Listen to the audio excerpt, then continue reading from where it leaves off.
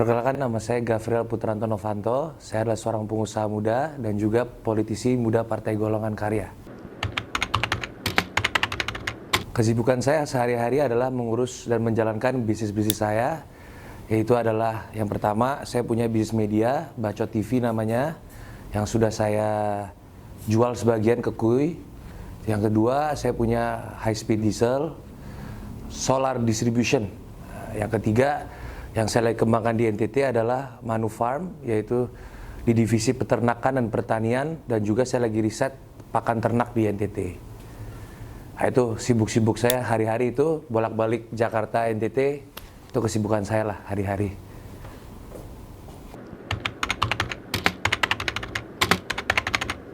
Sejak kapan saya menjadi kader Partai Golkar?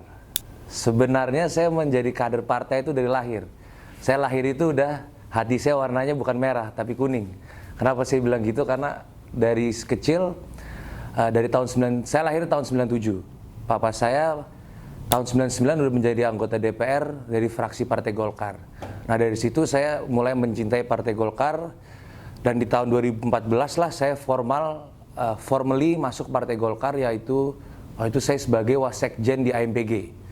Sekarang saya di anggota bidang perdagangan di DPP. Nah, itu disitulah saya mulai berkembang di Partai Golkar.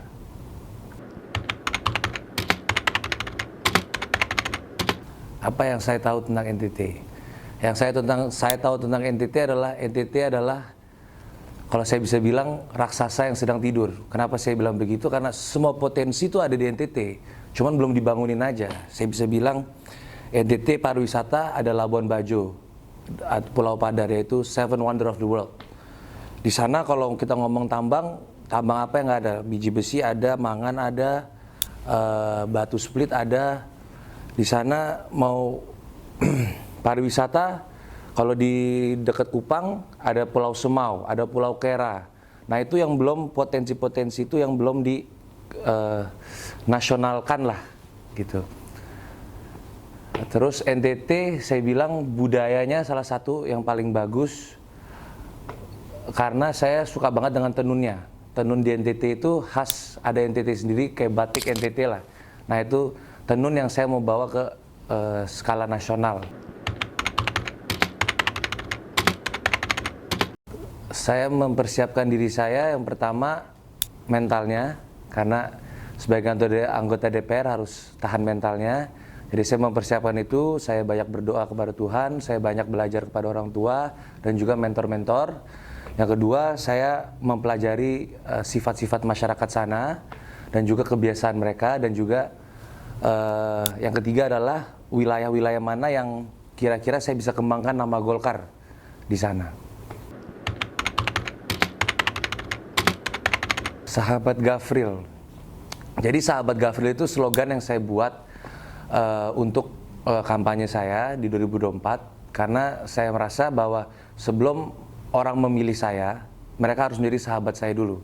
Makanya saya bilang sahabat itu nomor satu, silaturahmi nomor satu. Jadi saya itu mengembangkan bahwa semua orang bisa jadi sahabat saya, dan juga relawan-relawan itu adalah semua sahabat Gavriel, maupun pemilih pun sahabat Gavriel.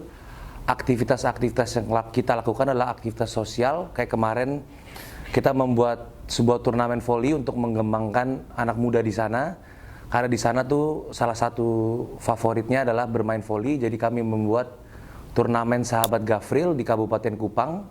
Waktu itu dihadiri 24 peserta laki-laki dan juga 10 peserta wanita, tim ya. Dinonton itu hampir 500 orang setiap hari itu, untuk selama sebulan itu kita membuat itu di Kabupaten Kupang di SMA Advent, saya ingat sekali. Itu jadi salah satu aktivitas, dan kedepannya kita membuat aktivitas-aktivitas kayak gitu untuk mengaktifkan kalangan muda ya, kalangan muda-muda di NTT yang kita harus memadahi lah. Nanti kayak di tanggal 20 ini kita memulai nonton World Cup selama 1 bulan di Kupang. Kita nonton World Cup, dan itu buat ada games, terus kita ada kontes motor juga tanggal 4 Desember. Kayak gitu-gitulah kegiatan-kegiatan biasa Sahabat Gavriel.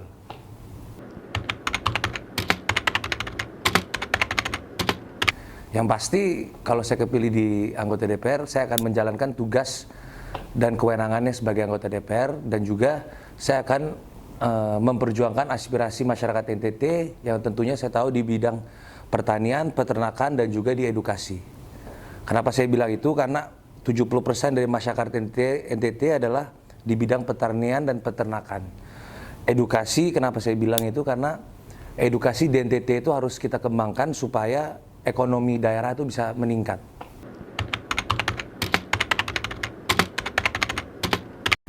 Aspirasi yang saya perjuangkan untuk masyarakat NTT, yang pertama edukasi, yang kedua saya mau memperjuangkan itu adalah mereka banyak mengeluh tentang pakan ternak, sedangkan mereka tuh banyak petani di sana.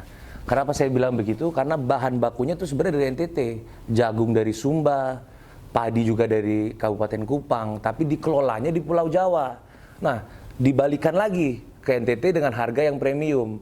Nah, saya itu mau bagaimana kita membuat sebuah sistem bahwa masyarakat NTT ini sebenarnya yang menanam ini tidak mengeluh tentang pakan ternak yang sebenarnya dari produk mereka sendiri. Jadi saya mau memperjuangkan kalau bisa investasi kita besarkan di NTT, terutama di bidang pakan ternak. Nah, itu yang mungkin aspirasi salah satu yang saya harus perjuangkan di NTT. Yang kedua edukasi, kenapa? Karena level edukasi saya merasa di NTT masih di bawah standar nasional. Karena banyak saya ke daerah-daerah itu, saya melihat anak-anak kecil, mereka senang belajar, tapi edukasinya belum masuk, belum nempel lah ke mereka. Jadi itulah yang saya mau mengembangkan edukasinya di NTT. Untuk masyarakat NTT dan juga tokoh muda Indonesia, masyarakat Indonesia, saya mau membilang bahwa jangan takut bermimpi. Karena kalau anak muda ini kalau udah takut bermimpi, pasti tidak bisa menjadi apa-apa. Jadi yang pertama bermimpi sebesar-besarnya. Anda mau jadi presiden, Anda mau jadi pengusaha, Anda mau jadi bilioner, tidak apa-apa. Yang penting bermimpi dulu. Yang kedua, harus bekerja keras supaya bisa merealisasikan mimpi tersebut. Dan yang ketiga, harus berdoa. Jadi kalau 3 unsur ini kalian tepati, saya tidak bisa jamin, tapi saya bisa, dari pengalaman saya sendiri, saya bisa sukses karena dari 3 unsur ini.